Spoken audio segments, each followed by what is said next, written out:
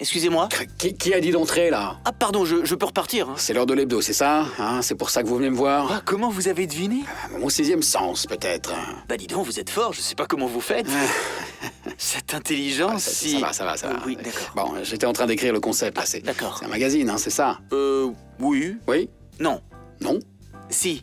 Vous commencez à me taper sur les nerfs, mon vieux. Oh oui, moi aussi, je me supporte plus. Envoyez l'émission. Tout de suite. On va finir par comprendre. Excellente idée, patron. Je sais. Vous avez toujours le bon réflexe, vous. Taisez-vous, lancez. Bonsoir et bienvenue dans votre magazine d'actualité dans le monde réel et virtuel. Malheureusement, et comme vous pouvez le constater, Fethi El Aouni est toujours malade, mais son état de santé s'améliore. Prompt rétablissement à elle. Nous allons tout au long de cette émission décortiquer l'info qui a marqué cette semaine et nous allons recevoir dans quelques instants Hicham Houdeifa, journaliste et cofondateur d'On Toutes Lettres, maison d'édition spécialisée dans l'essai journalistique. Par ailleurs, nos chroniqueurs se sont démenés et ont pu produire des enquêtes extraordinaires afin de vous rapprocher le plus possible de l'actualité marquante de cette semaine. Rafiq nous en dira plus concernant la commune de Tanja El Belia qui rebâtit ses rues par des noms de poissons. Notre parlementeuse a pu interpeller le ministre de la Culture, Mehdi Ben Saïd, concernant l'affaire Migri. Amin Rahmouni nous présentera le bilan du premier tour de la CAN. Et enfin, votre humble serviteur pour la pépite musicale de cette semaine, l'hebdo, c'est maintenant. Installez-vous, c'est parti pour 1 heure d'actu. Mais c'est pas un journal, on est d'accord. C'est l'hebdo sur Radio 2M. Bonjour, bonsoir. Comment allez-vous, chers collègues? Bonjour tout le monde. Bonjour. Salut, quand tu parles d'enquête extraordinaire, faudra vraiment être au niveau pour pas décevoir les gens. Hein. À part ça, C'est pas un coup de pression tout ça. Hein. Qu'est-ce que tu penses de Moneta? Suis-je toujours tendu comme un string. Je te trouve très bien, je te trouve détendu comme un string trop porté. Voilà. Très bien. Oh non. Et qu'on a vu d'autres. Voilà. Alors, j'ai une petite question à vous poser. Est-ce que vous avez vu ou écouté l'intervention d'Aziz Akhnouch pour le bilan des 100 jours et qu'en avez-vous pensé? Rafiq, oui. Parce que je t'ai écouté en parler en fait. Oui, comme tout le monde d'ailleurs. C'est vrai que tout le monde attendait cette sortie médiatique du chef du gouvernement. Oui, il a été précis sur certains points et d'autres qu'on connaissait déjà, mais bon, ça a été confirmé par le chef du gouvernement. Disons que les 100 jours sont au vert. On va dire que ça s'annonce bien. Et les sujets en fait qui ont été développés tout au long de ces, je crois que c'était 1h30 avec Tourabé J'avais pas de chrono, mais c'était quand même assez développé. D'abord, il y avait le plan social aussi qui était très intéressant. Ouverture des frontières. L'ouverture des frontières, c'est une décision prise par les autorités compétentes et que le gouvernement, comment dirais-je, respecte. Et voilà. Que apparemment, Aziz Akhnouch comprend très bien l'inquiétude du secteur touristique qui en pâtit vu qu'il y a 2 millions. Exactement. Il a dit clairement qu'effectivement que plus rien ne va dans le secteur touristique et ils sont en train de bosser là-dessus, de trouver des solutions rapides pour que les gens sortent de l'asphyxie. Je parle des transporteurs, je parle des hôteliers, des restaurateurs. La seule solution qui va, c'est d'ouvrir les frontières. Effectivement. Le reste, c'est juste cautériser une jambe de bois. Non, mais je suis d'accord avec toi.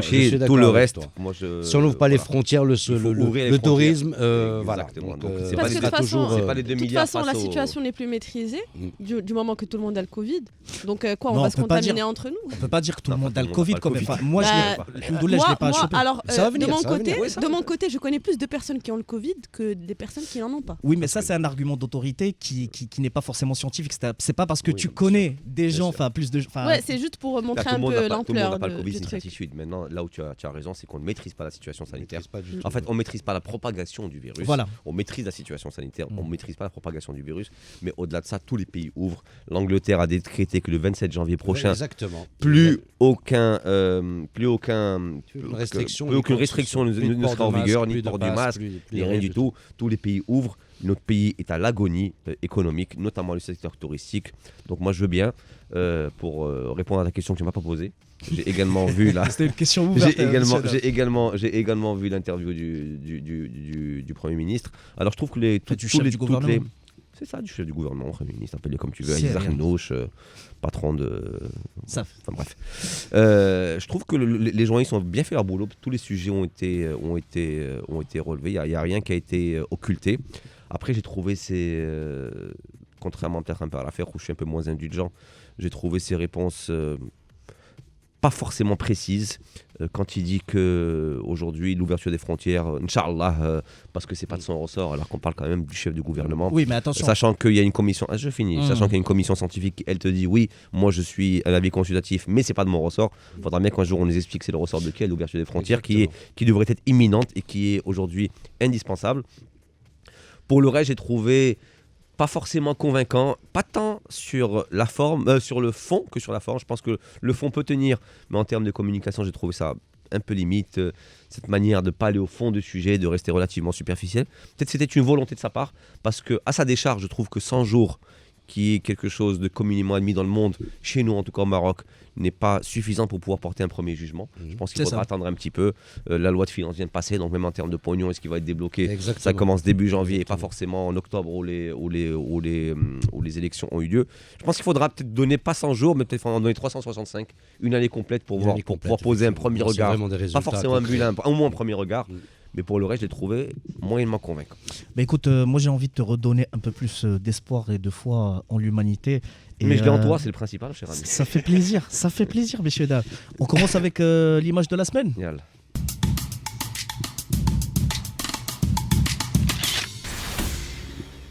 Le magnifique but d'Achraf Hakimi qui a pu permettre à l'équipe nationale d'égaliser et de revenir dans le match qu'il a opposé au Gabon. Il a lui-même déclaré « C'est le plus beau but de ma carrière ».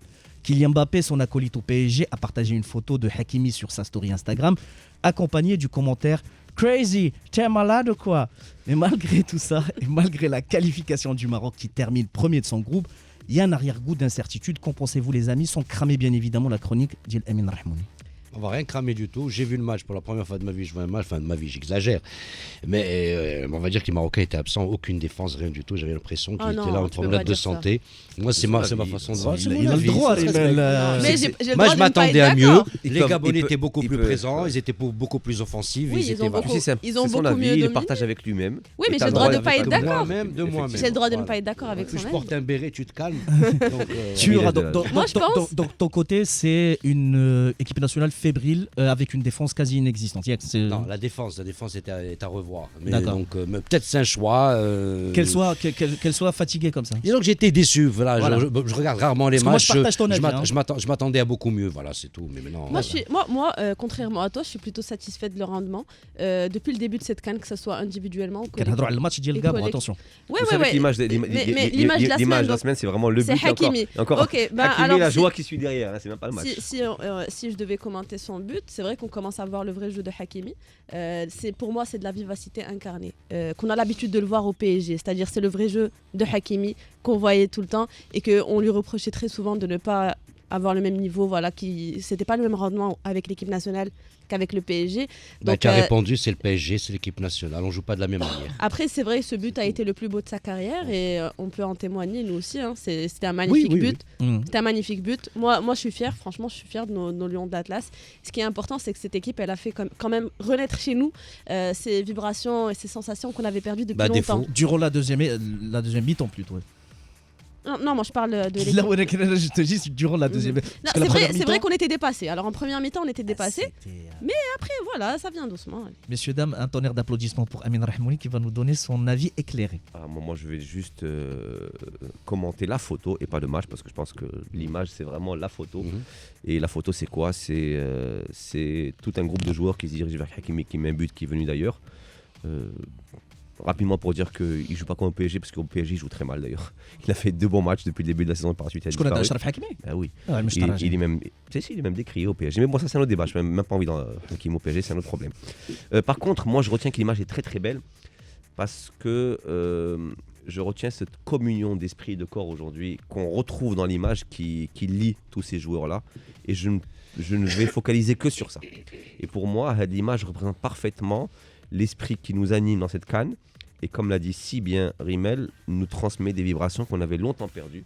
Et c'est pour ça que je trouve cette image très très belle. Tout comme l'image qu'on avait failli passer il y a 2 semaines, Diel Bouffel quand il met son but et qui va plonger littéralement dans les bras de Vaïd, sachant que leurs relations n'ont pas toujours été cordiales. Donc voilà, l'image est très belle parce qu'elle est pour moi la parfaite démonstration de ce que nous sommes actuellement au Cameroun. Il y a bien sûr des lacunes, il y a des lacunes à corriger côté jeu, mais l'état d'esprit est bon. Eh bien écoutez, sur ces belles paroles, nous allons enchaîner avec le sujet de cette émission qui sera nul autre que les problématiques sociales au Maroc liées au changement climatique. Et pour en parler plus amplement, je vous demande d'accueillir Hicham Houdeifa. L'invité.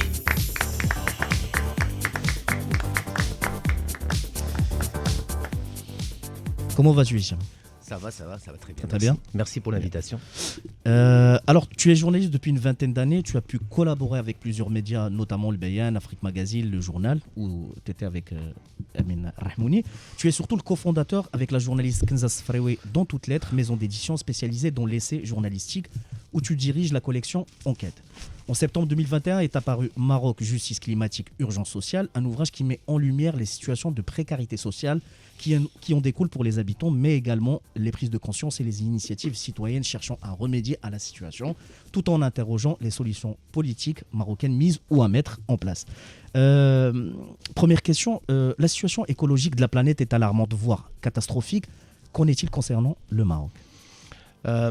Merci beaucoup, merci pour la question. Au fait, avec la collection Enquête, on essaie un peu de contribuer au débat public en réalisant des enquêtes et des reportages, et afin de ramener de l'information qui permette aux citoyens de participer au débat public avec ce qu'il faut comme information. Et ce qu'on a...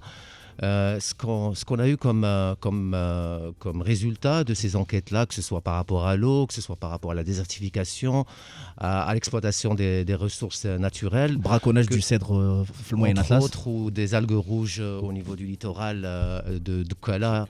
C'est que l'impact est direct aujourd'hui dans la vie des Marocains, que ce soit dans leur santé, que ce soit par rapport à des questions de migration interne, comme pour les nomades ou pour les habitants des oasis qui disparaissent d'année en année. Donc voilà, l'impact est direct sur les gens. On n'est plus dans une problématique de bourgeois, entre guillemets. Ah ouais, c'est une question du Nord. Nous, on a encore du temps. On ne peut plus aussi opposer économie et environnement. Aujourd'hui, c'est quelque chose qui a, entre autres les pesticides aussi, un impact direct sur la santé et sur le bien-être et sur les revenus des Marocains. Voilà. Donc on parle de 12 enquêtes qui ont été menées par des journalistes, mais aussi par un docteur en sociologie politique, un enseignant-chercheur en géographie humaine et 4 bénéficiaires du programme de formation Open Shabab que vous portez au sein de En Toutes Lettres.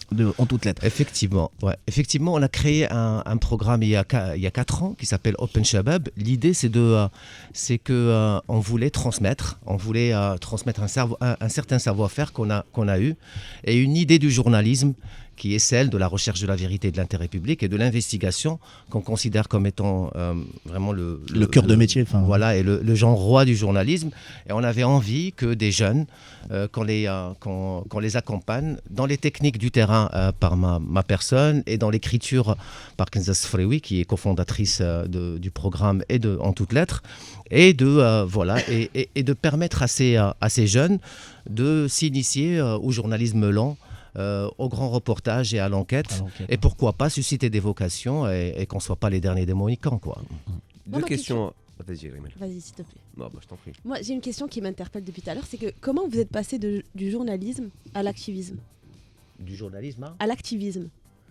Je ne considère pas ça comme de l'activisme, c'est du journalisme. Alors, on était dans le journal hebdomadaire. Je rappelle que le journal hebdomadaire a été interdit en janvier 2010 par décision de justice, et qu'après on était orphelin d'un certain journalisme, que malheureusement il disparaît de plus en plus pour différentes raisons, pour des raisons économiques, parce que le journalisme d'investigation est un journalisme qui coûte de l'argent, mais également pour des considérations autres que ça, la liberté d'expression est ce qu'elle est aujourd'hui, et le recul est ce qu'il est aujourd'hui, que aussi il y a beaucoup de censure, d'autocensure, et donc on s'est dit, nous avons la possibilité, à travers une maison d'édition, de faire des livres, de continuer ce travail-là. Et donc, c'est pas de l'activisme, c'est du professionnalisme, c'est du journalisme tel que ça s'entend ailleurs.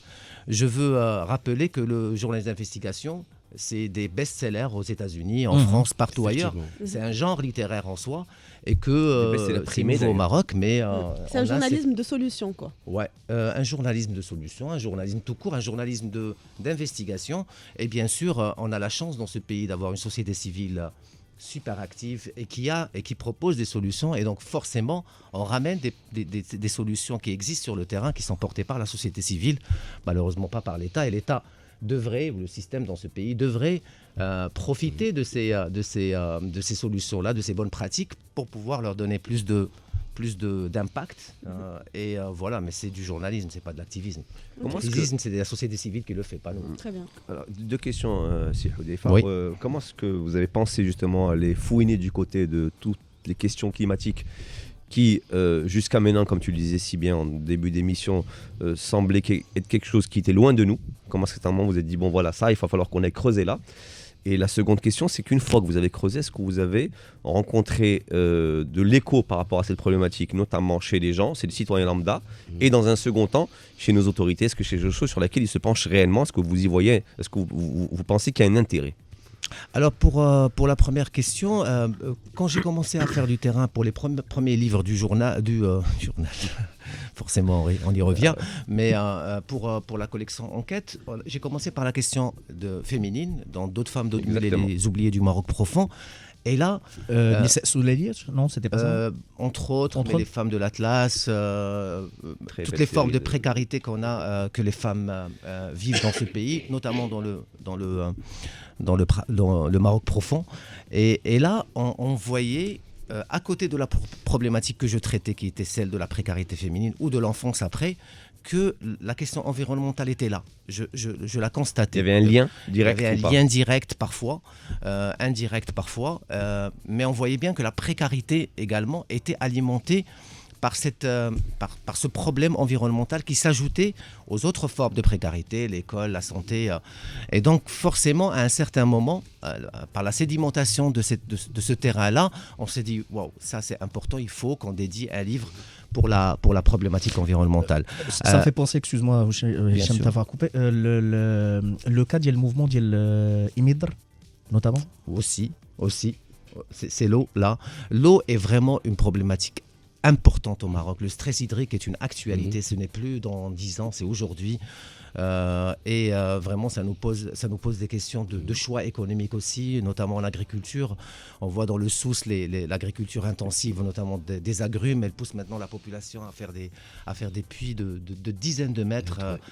C'est vraiment aujourd'hui, ou des golfs, des 18 trous au sud de Marrakech. C'est vraiment un problème qui aujourd'hui va poser vraiment des problèmes. Mais juste pour répondre à la deuxième question d'Amine, oui, il y a un intérêt parce que les gens commencent à connecter surtout l'eau, la problématique environnementale avec leur vie. Et il y a une société civile, notamment des associations locales, mais des petites associations menées par des gens du terroir qui d'une part, essaient de trouver une solution et de l'autre, essaient aussi de sensibiliser les élus, voire l'État central sur la problématique. Alors, est-ce qu'il y a un intérêt? Moi, je pense qu'aujourd'hui, il y a plus ou moins un début de prise de conscience par les autorités de cette problématique-là. Maintenant, au niveau pratique, nous avons quelques lois qui ne sont pas toujours respectées. On voit juste zéro mica, par exemple, l'opération zéro mica qu'on a pas respecté du tout. On n'a respecté du tout. Absolument pas. C'est-à-dire que voilà, on il y a même des ateliers clandestins. C'est positif par ailleurs, d'éliminer le plastique. Mais voilà, c'est pas. Rafik. Oui. Alors, vous parlez de journée d'investigation. Vous avez dit que ça coûtait très cher. Est-ce qu'on vous aide financièrement? Est-ce qu'il y a des gens qui appuient votre démarche, qui sont là, qui mettent la main à la poche pour vous aider dans vos travaux, dans vos recherches? Pas dernièrement. Des gens concernés, c'est-à-dire des autorités ou bien des... Faire ce travail est quelque chose vraiment qui nous anime, Kenza et moi-même. Maintenant, pour ce livre-là, nous avons été accompagnés par une association allemande qui s'appelle la Fondation Heinrich Böll, qui sont très dans l'environnement aussi, et donc ils ont financé les terrains. Et non, je parle au marocain. Non. Donc la route est longue. Oui. Mais elle est plaisante entre-temps. Oui, bien sûr, ça je vous crois, mais bon. J'ai envie de rebondir sur la temporalité de septembre, enfin la date à laquelle l'ouvrage est sorti, et qui correspondait en fait à la campagne électorale. Est-ce que vous pensez que les problématiques liées au climat et à l'écologie font partie des priorités de nos politiques, et est-ce que vous arrivez à les interpeller en fait? Je dirais que c'est pas encore une priorité. Et je pense que dans la tête des politiques, gauche, moi je pense que toujours dans la tête des politiques, on veut privilégier l'économie. On oppose encore, on est encore dans cette opposition entre économie et environnement, et on n'est pas encore sorti de ça. Je ne veux pas faire de procès d'intention. Tout ce que je peux dire, c'est qu'au niveau pratique, d'une part, les lois qui existent ne sont pas respectées, que ce soit dans Zéro Mica, sur la biosphère, sur le trafic ou la collecte au tri des déchets. Voilà, le Saint-Mago, les déchets et tout. Et la deuxième chose, c'est que l'environnement n'est pas une priorité nationale. Si c'était une priorité nationale, on aurait pu retrouver ça sur les ministères, tous les ministères qui sont concernés, et on aurait eu une politique concertée de toutes les parties, que ce soit Pourtant, les belles déclarations d'intention ne manquent pas, Hicham. Pourtant, les belles déclarations d'intention ne manquent pas au niveau gouvernemental. Ouais, c'est comme l'amour. Il y a l'amour et l'épreuve d'amour. Et jusqu'à l'heure d'aujourd'hui, on n'a rien. On ne voit pas sur le terrain une vraie... Parce qu'il y a d'autres priorités. Non, mais c'est là où il te dit que c'est une priorité. Parce que c'est là où son discours, moi, je trouve intéressant. C'est ce lien qu'il fait direct entre ces dérèglements climatiques et sur le quotidien des Marocains qui, et j'espère il va nous le détailler par la suite, peut-être leur impose des choses comme une mobilité, comme quelque chose qui sont quand même assez difficiles à vivre. Donc ça devrait être une priorité. C'est-à-dire qu'aujourd'hui, c'est lié, il le dit, il y a aujourd'hui il y a un lien ténu entre tout ce qui est dérèglement et tout ce qui est économique. C'est des choses qu'on ne peut plus dissocier. Dans le cas des nomades... quelles sont les conséquences aujourd'hui de ces dérèglements? Parce que tu nous dis qu'il y a des dérèglements, tu as parlé effectivement de la biosphère, tout ce qui est littoral, ils sont là. Mais concrètement maintenant, comment est-ce que le Marocain le vit dans son quotidien? Et qu'est-ce qu'il implique? Sur l'alimentation, sur les pesticides, malheureusement, il n'y a pas un vrai travail au niveau des enquêtes pour pouvoir le quantifier, mais on sait très bien. Dans l'agriculture aussi. Dans l'agriculture, surtout les pesticides, c'est intensif dans notre agriculture. C'est vraiment intensif. Et c'est ce qui fait qu'aujourd'hui, par exemple, même pour l'export de nos légumes, et on le voit de temps à autre, il y a des légumes qui sont rejetés par l'Union européenne à cause d'un pesticide qui n'est plus accepté à l'UE. Mais on prend l'exemple par exemple des nomades. Les nomades, c'est des populations qui se sont sédentarisées de plus en plus à cause des dérèglements climatiques. Et ils alimentent... frontières aussi. Et des frontières. Ils ont perdu surtout la possibilité de pouvoir, ou la motivation de pouvoir être nomade. C'est le pâturage, c'est le bétail. Le problème, c'est qu'après, c'est des problèmes purement sociaux. C'est-à-dire qu'après, ils alimentent les périphéries de villes déjà pauvres, comme Bouarfa. Bouarfa, qui est une ville... on parle de villes minières qui ont été créées dans les années 70 pour les mines de... Pour Bouarfa, c'est le magnésium. Et qu'après la fermeture des mines fin des années 70, c'est devenu des villes fantômes. Alors la ville fantôme est d'une population qui vient autour de la ville fantôme parce qu'elle ne peut plus. Il n'y a aucun accompagnement pour la sédentarisation. Les enfants ne vont pas à l'école. C'est des situations humaines très très difficiles. Moi j'ai vu ça en 2007 quand j'étais au journal et quand je suis parti là-bas. Aujourd'hui c'est pire. Et donc voilà un des exemples. Migration interne pour les habitants des oasis. Beaucoup d'oasis ont disparu. Celui de Skoura est en train de disparaître. C'est le texte qui a été, un magnifique texte qui a été écrit par Douniem Sfer. Et là, c'est des implications qu'on voit direct. La pollution au niveau de Mohammedia, dans le littoral, l'implication des industries lourdes sur la santé des gens est palpable, elle est là. Et donc voilà quelques exemples. Pour le stress hydrique, c'est des populations qui se déplacent chaque jour des kilomètres pour pouvoir... par exemple, on a fait une enquête sur le Souss, il y a des stations de dessalement qui servent que l'agriculture intensive, et les populations, ils se font des dizaines de kilomètres pour aller chercher de l'eau. Donc si c'est pas un impact direct sur la vie des gens, je me demande quel serait l'impact. On a une super rubrique qui s'appelle Un œil sur le monde, que mon cher Rafiq Chnaoui prend toujours le temps. Ça c'est toi qui le dis. Donc, vas-y. Un œil sur le monde.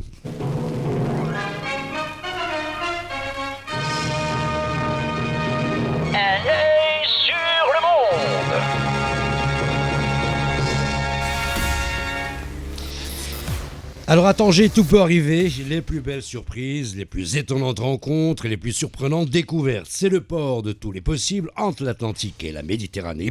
Et cette ville, qui a une histoire aussi riche avec ses héros, ses martyrs, ses illustres personnages encore, fait parler d'elle. Et ça ne sent pas bon cette histoire. Ça sent même la morue, ça fouette même. Les habitants de Tanger El Belia en savent quelque chose. Non pas qu'ils soient masos, mais rebaptiser leur rue par des noms de poissons. Attention aux arrêtes. Une décision de commission chargée de l'urbanisme qui leur est restée en travers de la gorge. Les Tangérois ne manquent pas d'humour, mais il ne faut pas pousser le bouchon de l'hameçon trop loin. Ils adorent le poisson, mais en grillade. Et entre la rue Calmar, celle de l'Anchois, du Hareng, ou encore de l'Araignée Bleue, certains habitants de la ville et surtout du quartier en question ont fait des yeux de merlan en découvrant les nouvelles plaques. D'autres, muets comme une carpe, se demandent si ces messieurs de la commission n'ont pas le cuit d'une moule. Peut-être de deux, gratiné, ça peut le faire. Du poisson farci, du poisson farla, Tanger El Belia, le quartier Nemo, pourquoi pas. Soyons fous, le reste, on s'en fiche.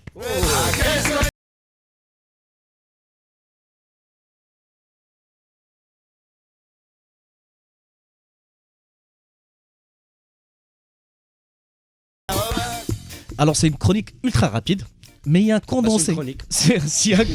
Il y a un C'est pas condensé. une déclaration d'indépendance. Il y a un condensé de jeux de mots que je trouve très suspect, mais que je trouve extraordinaire. Ouais, mais c'est un peu téléphoné aussi. Zamak, c'est beau. Ah, d'abord, C'était facile. juste pour comprendre un peu l'histoire de la chronique, Jack. Il y a un quartier, Tanja, Ouais, Tanger El Belia. Tanger El Belia. Ouais. Enfin, moi je connais pas très Ouais. bien Tanger. Et la commune a décidé en fait de changer en fait les noms des villes, enfin des rues existantes. Oui, On- par des noms de poissons. Non, Et c'est vrai. poisson, comme ça. Et- Ça donne oui. quoi concrètement Ça fait rire cette histoire. Calamar. Bah, le problème- bah, Si en, bien. français, ça passe. Ouais. Mais quand c'est traduit en arabe, nous, dak. Genre. Par exemple, tu prends un taxi, tu dis avec Denis Zanqat Kalamar, Il va te taper. Il va te taper. Non, il va croire que tu fous de sa gueule. Non, c'est clair. Non, mais c'est vrai. Non, mais c'est vrai. Bon, certains prennent ça à la rigolade. Bon, ils disent, ouais, Honnêtement, moi, je pourquoi trouve pas. ça bien. D'autres se disent, c'est du grand n'importe quoi. Mais moi, j'aime bien. Moi, je trouve que c'est Moi, je trouve que c'est le poisson dans une ville du Détroit. Moi, je pense, bon, voilà, je pense que le lien est faisable. Oui. Et puis, je trouve que ça, voilà, c'est un petit côté un peu décalé qui est. C'est Honnêtement, vrai. mec, Non, mais j'aime bien, À moi, une mais- époque où on a que des choses un peu, voilà, qui nous tombent sur la gueule, je trouve que c'est pas mal. Non, moi, personnellement, j'apprécie. Pourquoi pas rue de la Sardine ou la rue de Lombrine ou Du la du Chevreau. Pajot, pourquoi pas. bien sûr. Rue de l'Amkrela, oui. La Mkrela, c'est une place. Place de Ça, c'est une l'Amkrela. place. Place de l'Amkrela. Ça existe T'as déjà. plusieurs rues qui Vous êtes des gars malades. Place de l'Amkrela. Non, parce que tu sais quoi, moi je la visualise. Ah. Je me vois déjà arriver dans la place, me poser. Ouais. Et voilà, donc il Il y a des œufs. y a un sar qui me regarde par là, je me retourne, je vois éventuellement un poulpe qui vient me caresser la jambe et tout ça. Moi, la question que je me pose, c'est la démarche. Est-ce qu'on a une explication plausible de la part Non. des autorités? Non. Genre, pourquoi cette démarche? Non. D'accord. Non, ils ont décidé, c'est comme ça. Alors on leur a posé la question et le président de la commune qui dit bah, écoutez, c'est comme ça, on a décidé et puis ça fait parler et puis Ils sont fans de voilà. poissons. Son défaut à Yassine. Bah, tiens. Il coupe des cheveux en 4 qu'il n'a pas. Ah, mais le bouche qu'il dit, en 8, La semaine dernière, tu m'as dit que j'enfonçais des portes ouvertes. Voilà, et Quel aujourd'hui cheveu c'est les cheveux, il y a des Quel cheveux cheveu, coupés. quel cheveu, C'est ce que je te quel dis qu'il n'a pas. Voilà, je sais. Il n'a pas, il va faire le bouche qu'il dit. Bah, du coup, en fait, tu me tends la perche parce que. Quelle perche Ah, pas mal ça. Mariné. C'est un super poisson la perche. La vie de la mère, elle a pas fait exprès. Je sais qu'il a pas fait exprès. Est-ce que, Hicham, tout à l'heure, tu as parlé tu as parlé des problématiques climatiques qui ne font pas partie des priorités dit le gouvernement. Qui crée en fait les priorités? Est-ce que c'est la société civile? Est-ce que c'est des initiatives comme la tienne ou comme plein d'autres notamment je pense à Zero Sbel, tout ça? Ou est-ce que c'est une prise de conscience qui doit se faire du côté des politiciens, des politiques et du gouvernement? Moi, je pense que ça commence par des revendications des populations locales qui sont portées par la société civile, et c'est la sédimentation de toutes ces actions-là qui, à la fin, mènent à une prise de conscience parfois forcée quand les gens sortent dans la rue. Et moi, je pense par exemple dans l'affaire de Amina Filali, c'est quelque chose sur laquelle on a travaillé pendant des années. La société civile a travaillé sur l'histoire des filles mineures qu'on marie à leurs violeurs pour éviter la Shoah. Et ben, il a fallu une affaire Amina Filali qui a déclenché un tollé et qui a poussé un ministre pégidiste par ailleurs à enlever cet article ou abroger la loi. Et donc voilà, c'est. Alors ça veut dire qu'on devra attendre quoi, qu'il y ait vraiment une catastrophe, un drame pour que Il y a des catastrophes déjà existantes. Ben, on espère un peu plus de conscience au niveau de nos politiques. Parce qu'après, ça peut dégénérer. Hein. Les gens peuvent sortir dans la rue et ça peut... Donc il faut attendre que les gens sortent dans la rue pour que ça puisse être récupéré par les politiciens. Parfois, on est en désespoir de cause. Quand on voit par exemple la question des enfants ou de l'enfance dans ce pays, moi j'ai fait un livre là-dessus il y a un an, c'est juste dramatique. Il n'y a aucune protection de l'enfance dans ce pays. Exact. Je tiens vraiment à insister sur cette question des politiques parce que c'est les politiques qui vont prendre des initiatives et surtout en fait débloquer peut-être en fait un budget en fait pour régler les différentes problématiques. La COP qui a eu lieu à Marrakech en 2016, c'est ça. Elle a eu un impact, une prise de conscience de la part de nos politiciens ou il y a eu Zéro Mika comme initiative de la société civile. Hein. C'était pas une mauvaise chose. Le problème, c'est que quand on ne donne pas les alternatives, on met des lois, après on fait quelques descentes de la police pour enlever quelques sacs de plastique. Mais quand on ne donne pas des alternatives viables, surtout pour les gens, les Tibétains, informels et tout. Problème, parce que quand tu vas dans les grandes surfaces ou ailleurs, il n'y a plus de Mika dans les grandes surfaces. Non, il n'y a plus de là où c'est. On enlève les Mika pour. Le problème est résolu, mais c'est effectivement le problème, pour c'est que dans les endroits. D'autres décideurs réinjectent leur fric dans d'autres productions, notamment les sacs en tissu. Voilà, ça enrichit d'autres personnes. Et puis c'est notre filière. Des choses qui existent dans la tradition d'Iana, les trucs, les Goufa. Et bon, il n'y a pas eu d'alternative viable. Et donc, voilà, le sac en plastique est revenu. J'ai allé à Audo, quoi. Moi, il y a quelque chose qui m'interpelle. Il y a quelque chose qui m'interpelle dans le livre, c'est la photo de couverture de la collection qui comprend un sablier. Comment est-ce qu'on peut retourner le sablier, voilà. Inverser la tendance. Ça, c'est une belle couverture qui a été faite par une personne que l'on aime beaucoup, qui est Aïcha El Beloui, qui est architecte à la base, mais c'est notre directrice artistique et notre collaboratrice depuis le début. Et voilà, pour inverser, c'est beaucoup plus, c'est facile d'arriver là, mais pour revenir à là, voilà, c'est ça. C'est juste. C'est faisable. C'est faisable. Tu penses qu'actuellement, j'ai parlé tout à l'heure en fait de l'état général de la planète, mais sur un niveau, sur l'échelle planétaire. Tu penses qu'il y a des interventions que peuvent faire les États et qui peuvent remettre à jour peut-être en fait l'état de la nature, parce que j'ai l'impression que c'est cuit en fait. Moi, je pense que c'est toujours que si on a les politiques qu'il faut et les solutions inclusives qu'on fait avec la population, parce qu'on a des solutions aussi traditionnelles qui sont super. On a le khtarat par exemple pour le partage équitable de l'eau, c'est une technique qui existe historiquement dans ce pays depuis des siècles. Khtarat, juste peut-être pour les auditeurs qui ne savent pas ce que c'est. C'est un mécanisme de distribution de l'eau géré par Jma'a et qui permet une distribution équitable de l'eau pour tout le monde sans dilapidation. C'est la même chose pour le cèdre. On a une mafia de cèdre qui sévit depuis des années et dans cette région-là de l'Atlas, pendant des siècles, Jma'a gérait de manière extraordinaire la gestion de ce patrimoine. Les gens sont conscients que c'est là où ils gagnent leur vie, où ils mangent. C'est Après, on l'a remplacé par des coopératives et on a laissé faire des entrepreneurs derrière pour leur dire, vous savez quoi, c'est beaucoup d'argent. Donc et on a une mafia aujourd'hui avec la participation de tout le monde. Ce que tu dis là, Hicham, fait écho à la question que je posais au début. C'est ce que vous relevez en tant que lanceur d'alerte, parce que pour moi, vous êtes véritablement des lanceurs d'alerte dans votre travail aujourd'hui que vous réalisez avec Kansas Freeway. Aujourd'hui, en tant que lanceur d'alerte, et je repose la question qui pour moi est très importante, est-ce que derrière, il y a des initiatives ou des entreprises faites par des autorités pour justement aller sévir là où vous pointez le doigt. Parce que, in fine, votre travail, vous pouvez le faire pendant 45 ans encore. Si derrière, il n'y a pas de conséquences pour ceux qui enfreignent la loi, si derrière, il n'y a pas de prise en main réelle, ça ne sert à rien finalement. C'est vrai, mais ce qu'on essaie de faire à notre niveau, ce qui est possible à notre niveau de faire, c'est d'écrire des livres, de faire des enquêtes et avec l'appui des médias privés et publics, en parler. Vous nous donnez la parole ici pour pouvoir en parler et le diffuser à large échelle. Ce qu'on peut faire aussi, et ce qu'on fait, c'est on envoie des copies de livres des fois au ministère concerné, ou quand on voit des gens, on leur donne et tout, mais on ne peut pas faire plus que ça. Peut-être les écoles. On fait des présentations dans les écoles, dans les lycées. Mais est-ce que vous sentez, je ne dis pas que c'est à vous de faire, parce que vous êtes des lanceurs d'alerte, en tant que lanceur d'alerte, votre travail vous le faites. Ouais. Mais est-ce que derrière, vous sentez une prise de conscience de la part des autorités qui font le job? Parce que sinon, voilà. Non. C'est la réponse que c'est-à-dire que pratiquement, on ne voit pas un vrai... Il y a eu, par exemple, quand on a travaillé sur le mariage coutumier, fin des années 2000, moi j'avais fait une émission, même 45 minutes pour... t'as le ministre, mais c'est pas possible, mais ça existe au Maroc, ouais. Et t'as un petit truc émotionnel, d'affect, il appelle l'association, on va essayer de faire. Ben aujourd'hui, le mariage coutumier existe encore à Anfgou, au sud d'Azélal. C'est toujours une réalité, quoi. On va jouer au foot, on va jouer au billard, quel intérêt de faire quoi? Je fais ça aussi, à côté je m'éclate, mais ça, je pense que c'est quelque chose qu'il faut le faire. Moi, je trouve que la bonne santé d'un pays se mesure à la qualité du journal d'investigation qui existe.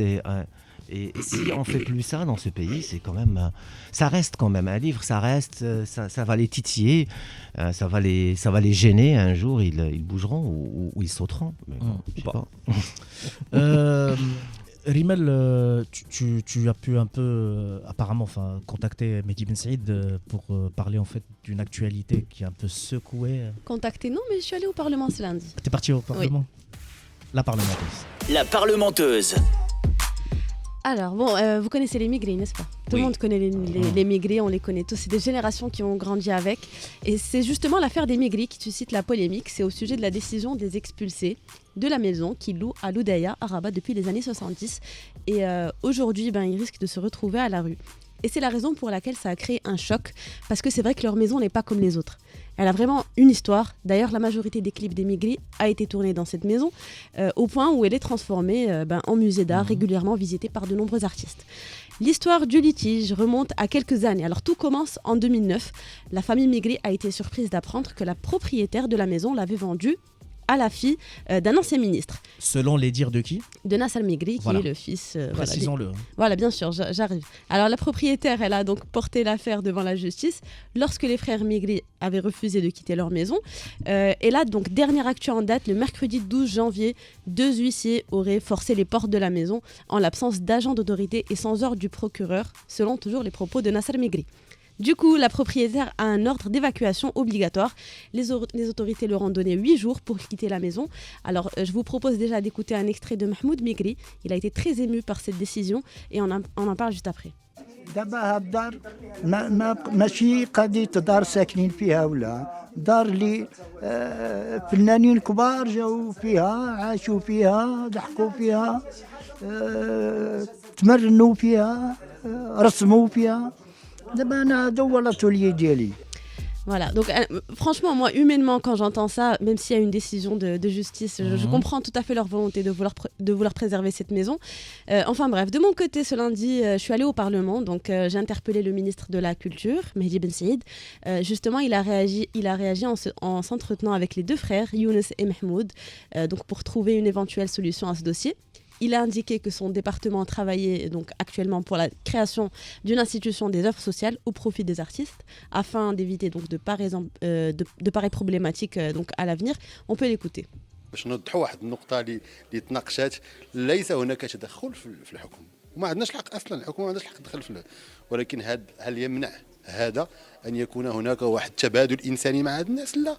انا مجال ديالي كما كتعرفوا هو الثقافه، هو الاعلام، هو الشباب بصفه عامه، ومشي اول مره ندخلوا الصحفي الممثلين او الفنانين، مش اول مره، بالعكس مجموعه ديال النواب والنائبات دائما كيطرحوا لنا اسئله بان بعض الفنانين عندهم مشاكل وهذا في ظل الاختصاصات ديالنا استقبلنا هذه العائله الفنيه اللي اقترحناه هو شنو هو الاشكاليات الاجتماعيه اللي كيعانيوا منها الفنانه بصفه عامه، العائله الفنيه بصفه عامه، ان قلنا احنا نديروا واحد المؤسسه اللي غتكلف بالمشاكل الاجتماعيه ديال الفنان، كيف ما كاين مجموعه ديال المنظمات الاجتماعيه في مجموعه ديال القطاعات الاخرى، بما فيهم حاليا نناقش مثلا الا تكلمنا على الصحفيين كاين الجمعيه اللي كتكلم المشاكل الاجتماعيه وبغينا نرجعوا منها مؤسسه هذا باش المشاكل الاجتماعيه اللي كيعيشوها مثلا الصحفي ما نبقاوش نناقشوها في العموم. في هذا الاطار قلنا الاشكاليات الاجتماعيه ديال الفنانه لان حنا المواطن المغربي فاش كيشوف ذاك الفنان في التلفازه وذاك كيسحب ليه راه دار لاش يرجع. البعض كاين اللي كيدير لاش يرجع والله يعاونوا الله يعاونهم ولا يزيدهم وكاين اللي ما كيديرش. فهل يعني اننا خصنا نتخلاو عليهم؟ لا.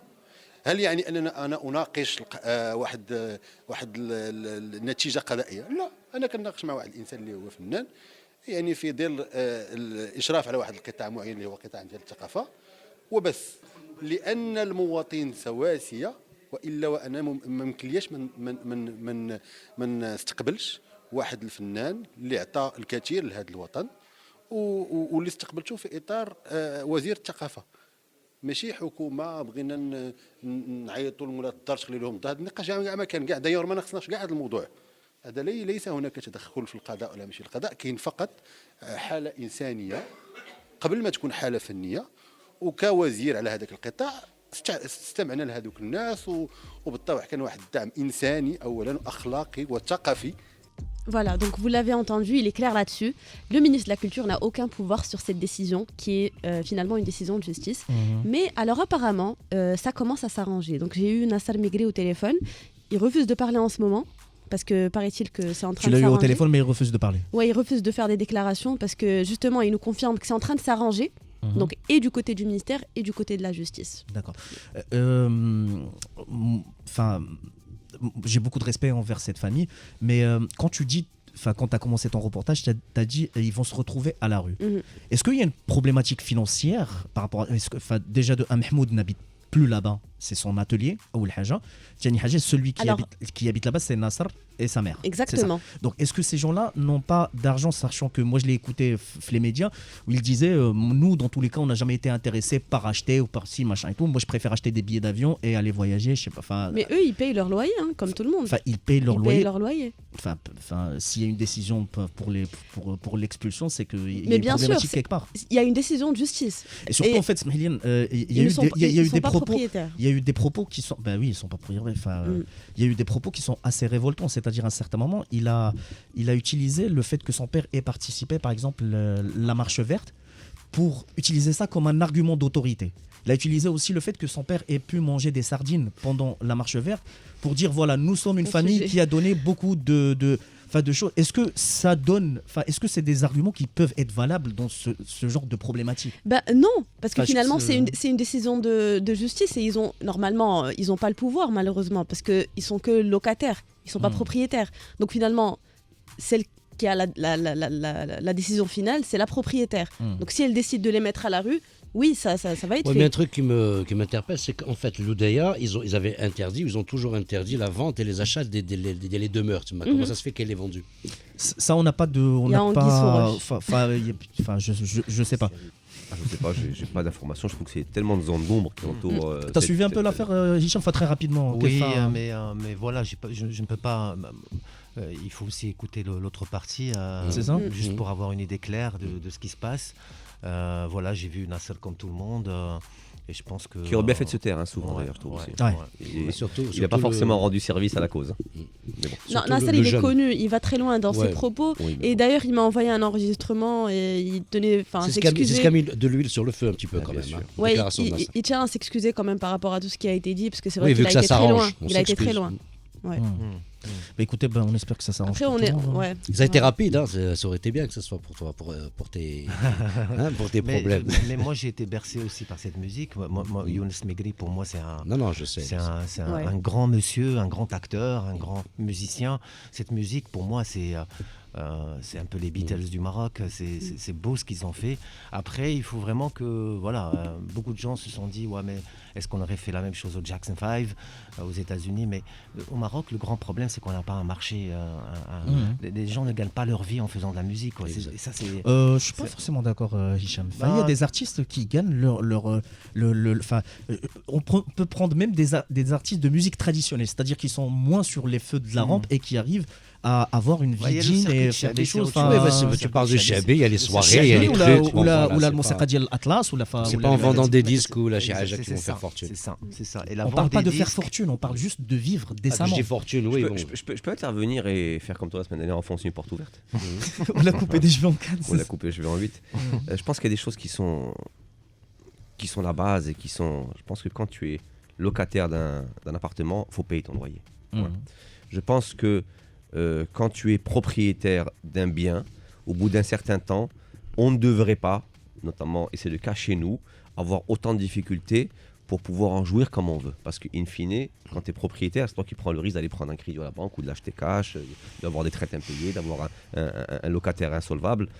Je pense aussi qu'on devrait arrêter avec, chez nous aussi, qui était peut-être aussi un peu le fond du problème, d'imposer des choses en sortant les yeux. Parce que c'est... tu veux dire. Exactement, sortant les yeux. C'est sortage des yeux, c'est quelque chose qu'on fait très bien, qu'on fonctionne chez nous. Exactement. Et je pense que tout ça cumulé donne la faire migrer. Donne la faire migrer. Mais donne pas la faire migrer seulement. Elle donne la faire migrer qui a été catalysée, et c'est ce qu'on disait par les sorties un peu à l'emporte-pièce de Nassar, qui n'a pas rendu service du tout à sa cause et à celle de sa famille. Donc je pense que tout ça fait que nous sommes dans une problématique qu'on ne devrait pas beaucoup commenter, parce qu'on n'y connaît rien. Et il faut aussi rappeler, encore une fois, je le dis une dernière fois, que quand on est locataire, on doit payer un loyer, c'est la base. Ils ont payé leur loyer. Je parle en général. Je parle en général, parce qu'il y a des choses qui vont sans dire, mais qui vont beaucoup mieux en le disant. Amine, je me permets de te couper parce que le temps ne nous le permet pas. Mais je te donne la parole parce qu'il n'y a rien, ça joue. Amine, sur le terrain. Y a rien, ça joue. Alors, ça va? Bien et vous-même? Bien. Bon, voilà les amis, le premier tour de la Coupe d'Afrique des Nations au Cameroun se termine et vient avec lui lors des bilans. Et qui va sonner pour moi, je vous le dis, comme une profession de foi. Alors, malgré ce qu'a pu produire comme contenu parfois un peu nauséabond et condescendant la presse européenne, donc qui nous a seriné à l'envie à quel point cette compétition est un désastre organisationnel, au timing inapproprié, donc inutile, sachez, les amis, que ceux qui la vivent sur place sont pour la plupart enthousiastes et ravis de célébrer cette grande messe du foot africain avec un peuple accueillant et chaleureux que sont les Camerounais. Et malgré aussi la supposée faiblesse de la compétition, sachez aussi les amis qu'on s'est régalé ces 2 dernières semaines parce qu'il y a eu du jeu, il y a eu de l'intensité, il y a eu des surprises, des déceptions, des découvertes, de l'émotion, beaucoup d'émotions. Et justement en parlant d'émotions, celle offerte par notre équipe nationale qui a donc fini première de son groupe a été, pour moi en tout cas, je sais pas pour vous, indescriptible tout au long de ces 15 jours. Et même si elle venait à ne pas remporter ce titre, ce qui est d'ailleurs fort probable parce qu'il y a bien 3 ou 4 équipes meilleures dans ce tournoi que la nôtre, et que nous sommes, qu'on le veuille ou pas, une petite nation de foot africain, un trophée de la CAN depuis notre histoire, dans toute notre histoire, 76, en 76 effectivement, sachez mes amis que cette équipe a déjà en poche un trophée. Et c'est un cœur, celui des Marocains, d'ici et d'ailleurs. Je vais vous dire pourquoi. Parce que l'espace de 3 matchs, l'esprit et l'envie démontrés par Vaïd et ses joueurs ont réconcilié le public avec son équipe, certes pas tout le public, mais une très large partie, et ravivé la source d'une histoire d'amour qui était longtemps tarie. Alors bien sûr, tout n'est pas parfait.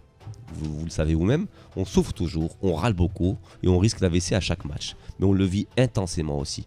On s'identifie à ces gars et on leur souhaite le meilleur car d'eux-mêmes ils donnent justement ce meilleur. Ils ont quand même réussi la performance de nous faire oublier le salaire mirobolant de coach Vaïd. Il est de combien? Près d'1 million de dirhams par mois. Le débat parfois odieux sur la marocanité et l'implication des joueurs marocains d'ailleurs. Et même à gommer ce mythe du joueur local déprimé qui fait la gueule en tribune pendant que les autres marques débutent. Je connais pas. Comment ça se connaît?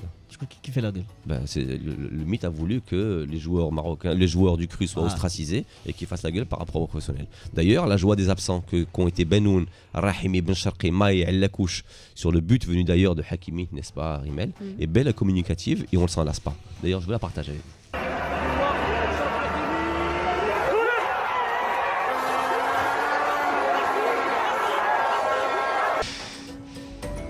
Alors, ces joies et ces sourires, cette équipe a surtout réussi à la redonner à tout un peuple, mais aussi surtout à un homme qui, contractuellement vis-à-vis de lui-même, ne se déride que 2 fois par an. C'est coach Vaïd, en fait, il sourit 2 fois par an. Tout ce qu'on vit actuellement est indéniablement de son fait, et l'entendre aujourd'hui reconnaître ses erreurs et protéger son groupe à la fin d'un match est un moment de l'histoire à la fois rare, très rare encore chez nous, et a marqué d'une pierre blanche. Donc je vous repasse la masterclass. Profitez-en parce que vous ne l'entendrez pas si souvent. À la fin, écoutez, on doit être content. Je ne peux pas approcher mes garçons, certains ils n'ont pas encore au top forme. Vous dites c'est faute Vaïd, vous critiquez Vaïd, mais la vie continue. Voilà, c'est fini. Merci. Écoute, j'ai envie de t'applaudir. Et surtout, vraiment, moi, j'étais un peu énervé après la prestation, enfin, surtout pendant la première mi-temps. Et là, grâce à ton message onirique et fort empli d'amour et de petites étoiles. Je suis plein d'amour, j'ai des étoiles plein les yeux. Et j'ai pas voulu débattre avec vous en tout début d'émission sur ce qu'a produit le Maroc. Mais je peux vous assurer que dans notre histoire récente, on n'a pas fait de grands matchs. Je pense pas qu'on fasse encore de grands matchs parce qu'on est une petite nation de foot. On a beaucoup d'équipes meilleures que nous, mais ils y mettent du cœur. Ils y mettent de l'envie. Et je peux vous assurer qu'aussi, même footballistiquement, revenir au score 2 fois, c'est quelque chose de très très rare, sans entrer dans les détails footballistiques. Et c'est très très rare pour nous, notamment dans les CAN. Et ce qui montre ces gamins sur 3 matchs, la communion de groupe. Le fait qu'il soit sous la houlette d'un vieux monsieur qui râle beaucoup, très énervé, exactement, et qui met pas de verbe dans ses phrases, honnêtement je vous dis que tout ça, ça nous met du baume au cœur, et que ça soit arrêté en 8e contre le Malawi le match prochain, ou en quart, ou en demi, ou qu'on aille jusqu'en finale, pour moi le sentiment restera le même. On aura fait une très belle CAN. Moi, je veux juste rebondir sur un truc vite fait, parce que tu as dit qu'il y avait des favoris. Enfin, qu'il y a d'autres équipes. Il y a le Sénégal. Ouais, il y a le Sénégal, Nigeria, l'Algérie. Le Mali, non, même pas l'Algérie. Et pourtant, mais justement cette CAN, elle nous prouve que les petits peuvent battre les grands. Nigeria et Sénégal, ça a toujours été l'Algérie qui avait remporté quand même 36 victoires. La Guinée équatoriale est venue tout casser. Donc, non, il faut se dire les choses. Anyway. C'est la preuve comme quoi il y a des équipes qui créent la surprise. Effectivement. On reste sur ce message onirique et on passe à la pépite. Okay. Radio 2M, la pépite de Yacine Tabouktir. Alors, pour une fois, je ne vais pas vous raconter une blagounette basée sur les différentes péripéties que je vis afin de vous introduire la pépite, parce que je n'étais tout simplement pas inspiré. Et quand tu n'es pas inspiré, vaut mieux ne pas essayer de réinventer l'eau chaude. Voilà.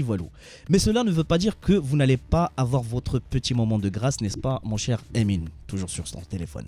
Aujourd'hui, je vais vous parler d'un projet rare comme il n'en existe plus de nos jours. Onera, ou la rencontre entre des musiciens français, iraniens et grecs, inspirés par les traditions musicales de leur pays. Ces musiciens qui créent un pont musical entre leurs cultures dans une tentative d'explorer les traits communs de la musique méditerranéenne.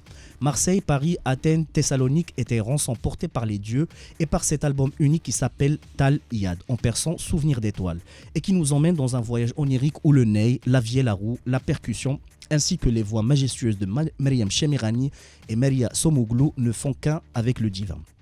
La chanson que j'ai choisie s'appelle Hassan Sha'bi al-Majnoun et qui est un traditionnel perse. Voici la traduction française d'une partie de ce poème.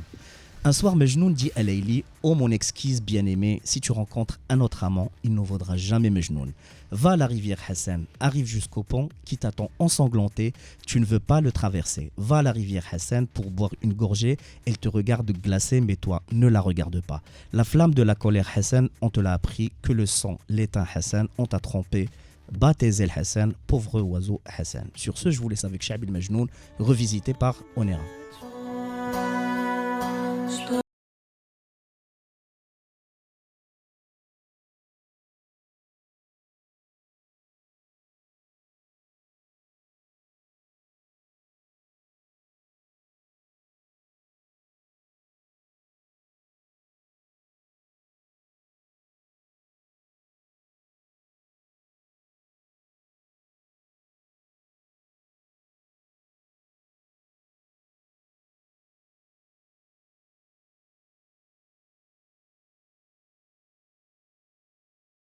Je ne remercierai jamais assez de faire ma culture musicale et c'est très sincère ce que je te dis. La vérité, c'est... Non mais vraiment, il a vraiment fait ma culture musicale contemporaine. Enfin, là, tu me jettes des fleurs, c'est un peu gratuit, mais à chaque fois, j'essaie de diversifier un peu le répertoire, d'avoir des choses un peu plus mainstream, et surtout, en fait, des choses qui m'ont touché à un certain moment de ma vie. Donc, c'est beau. Mais après, je l'ai bzaf ديال الوقت. Donc, Hicham, si tu as 2-3 minutes pour dire ce que tu veux, c'est le moment. Merci beaucoup, merci pour la découverte musicale, hein. J'apprécie. C'est loin d'être mainstream, et c'est beau d'écouter des musiques comme ça qu'on n'écoute plus Et par rapport à l'environnement, encore une fois, nous ce qu'on fait à En Toutes Lettres, c'est on essaie de faire un travail d'enquête sur la marche.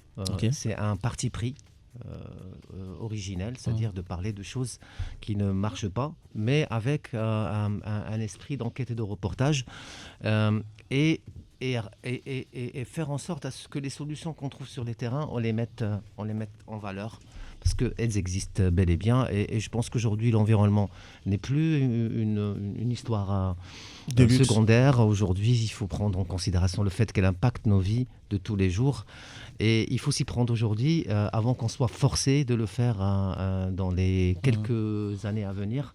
Voilà, c'est le message que je vais des projets à venir, peut-être des enquêtes. D'autres livres d'enquête qui thématiques spécifiques il y a un travail sur le handicap. Sur l'handicap. Que va nous réaliser Dounia Amsfer. Puis on a un travail aussi sur les métiers de discrimination par rapport à Open Shabab. On fait un Open Shabab égalité hommes-femmes, et un livre va sortir sur les métiers de discrimination, c'est-à-dire comment dans un même métier les femmes ont à faire plus que d'autres ou à faire des choses inacceptables pour les hommes. Je cite steward, hôtesse de l'air, ou dans le domaine de l'agriculture, ou barman, voilà quoi. Parfait. Écoutez, sur ces belles paroles, j'ai envie de vous dire à la semaine prochaine. Je remercie toute l'équipe, Hamza à la réalisation, Oumaima à la pro.